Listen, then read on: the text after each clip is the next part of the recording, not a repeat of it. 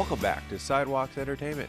In 2010, our host Cindy Rhodes had the privilege to interview James Van Der Beek, who came to our show to talk about his career and the former program called Voices of UC. Here now is the original full interview as we remember the late actor. Our guest today is a star of both TV and film. He became a household name when he starred opposite Katie Holmes in the hit TV series Dawson's Creek and went on to win an MTV Movie Award and a Teen Choice Award for his role in the film Varsity Blues. I'd like to welcome James Van Der Beek to Sidewalks. Hey James, it's so great to have you with us today. Oh, thank you for having me. Well, working on Dawson's Creek must have been a pretty amazing experience. I mean, you had such a wonderful ensemble cast with Michelle Williams and Katie Holmes and all the others. Yeah, it was a very talented group of people. And for myself, I was an unknown theater actor, 20 years old at the time when I got the job. So to say it changed my life is an understatement. It catapulted my career and got me in front of a camera and opened up a lot of doors for me. Do you still keep in touch with any of the cast? Yeah, I do keep in touch with a number of them, actually.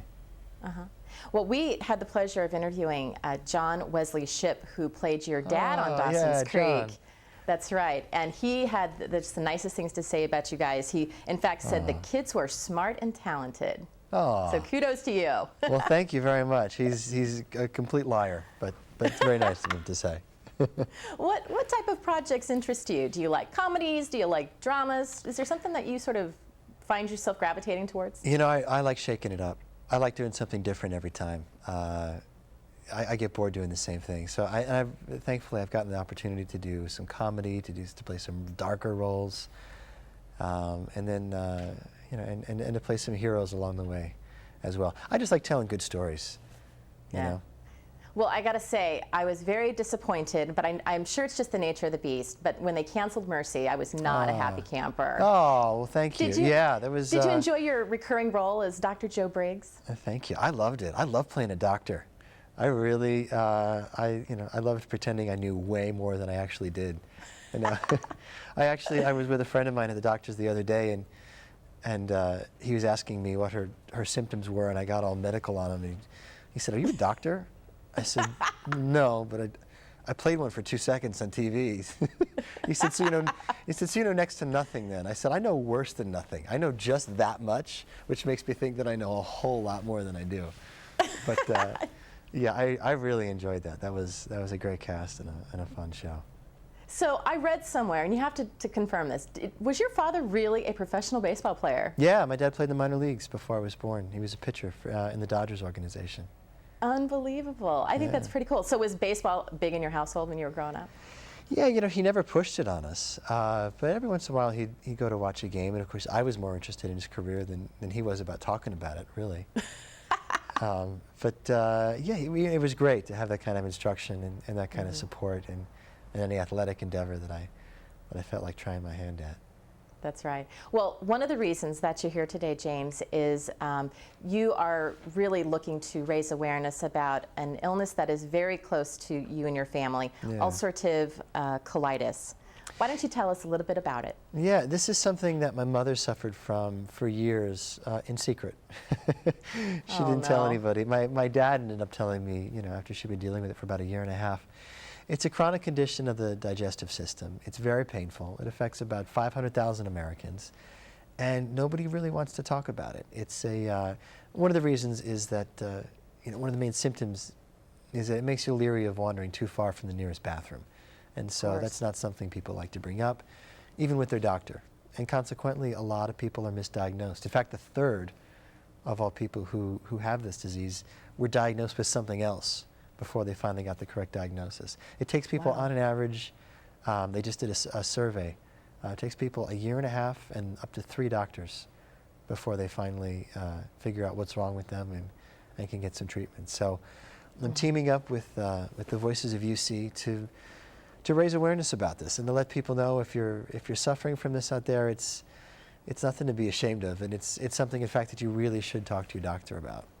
Because there's some side effects from that. I mean, there's some serious things that can happen from it, having this illness. Yeah, I mean, there's a website called voicesofUC.com, which has a lot of great information. But one of the crazy things that they found in this study was that when they polled patients, they found that half of them reported at least 3 or more flare-ups per year. But when they talked to the doctors who treated those patients, the doctors said only about a quarter of their patients had 3 or more flare-ups per year. So there's a real disconnect between what people are experiencing and what they're telling their doctor. And my mom, in fact, even when I told her about this program, her first response was, "Absolutely not. I don't want you telling people I have this." And that sounds like my mom. Yeah, really. Yeah. There's. I would assume it's you know, it's I don't want to use the word shameful, but you know, you feel very often embarrassed about it. So it's amazing that, you know, your mom did have the courage to allow you to go out and speak on her behalf and for others suffering from this illness. You know, what she found was when she opened up to her close friends about my doing this, they were all really supportive, and she realized, oh, okay, I guess I don't have to be embarrassed.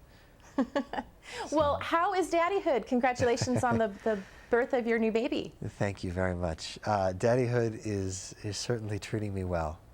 She's just amazing. I mean, it's funny. I was prepared for, you know, that I'd have to change diapers and sleep in spurts and that it would, you know, change everything. But I wasn't prepared for just how much fun it would be. You know, little ones are amazing. And how interesting these little infants are. I mean, other people's kids never interested me that much. Right, right. But when it's your own, it's a total game changer. That's right. Well, you have to be a little crazy to sort of want the actor's life. But what did you love about it, and what made you decide to pursue it as a career? You know, for me, it was just, I always feel like I never really had a choice, and that it was just kind of something I had to do. I really love telling stories. Right. It was an outlet for me growing up. And, you know, it was just something I kind of knew that I had to do. What I love about it is that every experience, every book I read, every person I talk to, everything I go through in life, or everything my friends go through, is all useful. You know, it all becomes part of the palette that you can then bring. And you know, if you're lucky enough to do something, like I did a movie called Formosa Betrayed, which is inspired by true events, which you can actually get on DVD now. And that's a story that had never been told before. People didn't really know, you know, what had actually happened.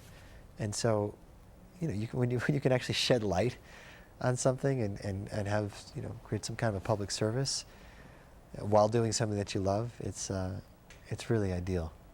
James, it was such a pleasure having you on the show today. Thank you so much. And Absolutely. I wish you the best of luck.